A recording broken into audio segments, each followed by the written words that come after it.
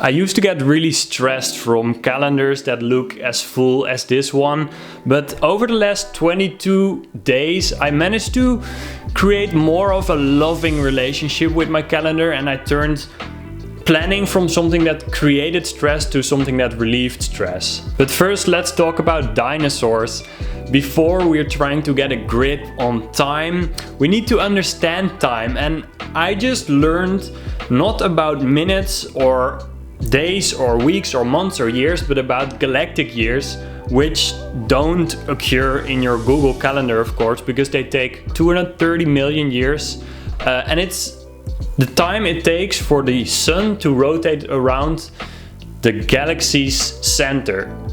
And it blew my mind to learn that when dinosaurs were walking around on our Earth, they were on the other side of the galaxy. Anyway, let's zoom back into our current time frame, because these galactic years are fun but not very practical. It can be really helpful to have an extra screen, because the first thing and the most important thing in this video that I want to share is that constant reminders make a constant rhythm. So what I did over the last 22 days is that I just added this really crappy old tablet that I had laying around to my desk, and it's perfect that it's so slow because the only thing it can do is show me my calendar.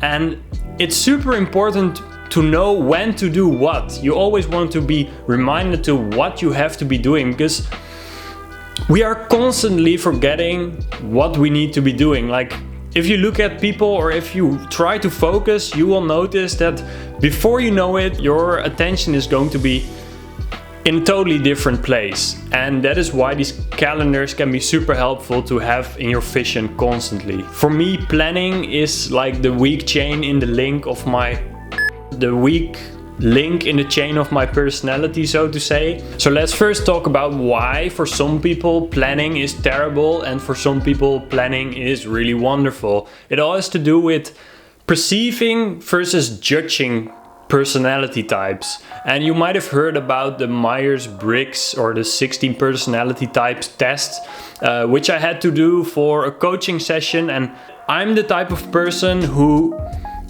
is very nuanced. So the problem when I fill in these tests, and you might recognize this in yourself, is that you're going to be thinking with every question you're going to make. But the trick here is, and this really helps, is just go for fully agree or fully disagree, and what comes out is something that you can start to work with. But the criticism about these 16 personality types is also its advantage. It is not very permanent. You can change. And I actually went full nerd mode and I drew all these characteristics in a graph over my lifetime, and I found that they do definitely change, especially when you're having a big change in your, or at least for me, when I'm having a big change in my environment, so when I'm changing school or changing work. And the result of this test for me was being an INTP, and the P stands for perceiving, so that means that you're really flexible and open and spontaneous, and you don't want to fix everything in the future, you want to keep all your options open.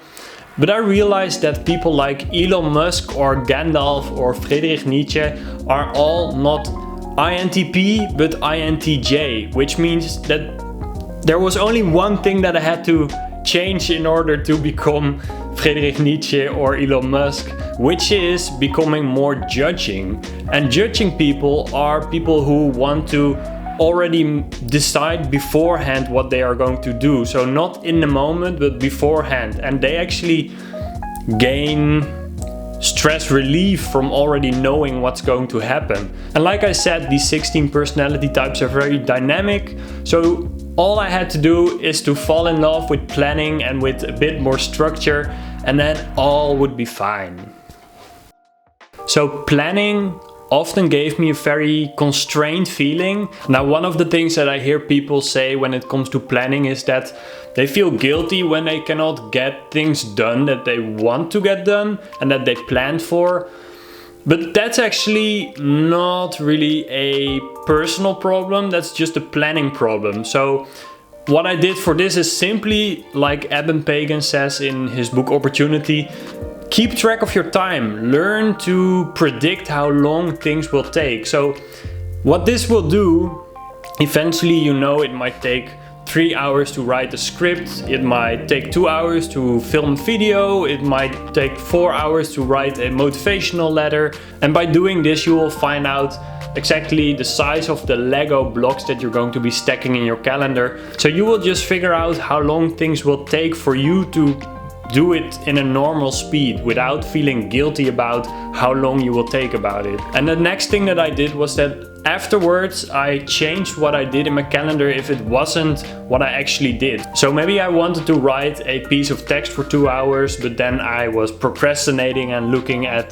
the YouTube analytics. I would just write that down, and over a period of 1 or 2, 3 weeks, I realized that always around 2 or 3 my willpower or my focus has kind of a dip. So because of that, I figured out it would be really smart to just go on a walk or meditate or take a little break, because that way you can clear your head and start with a blank slate. And what also works really well is to plan tomorrow, today. So of course there will be things that you already know you will be doing in a few weeks, but at the end of the day it's really nice to just take 5 minutes to plan what you will be working on the next day, so that overnight your mind and your dreams can already prepare for the next day, and you wake up and you already know what you're going to be doing, instead of just kind of floating around in this space of options. So the result of having it constantly in my vision is that planning became a stress relief instead of a stress creator. These constant reminders really made a constant rhythm for me, or a more constant rhythm. And talking about reminders, don't forget to subscribe and like if you're into staying focused, staying on track, and just getting things done in life. It's like going from perceiving to judging, from Dionysus to Apollo, which I talked about in the last videos. So if you're interested in this duality between chaos and order and how it affects your life, I can recommend you to watch the video in the corner over here, and I will see you in the next video.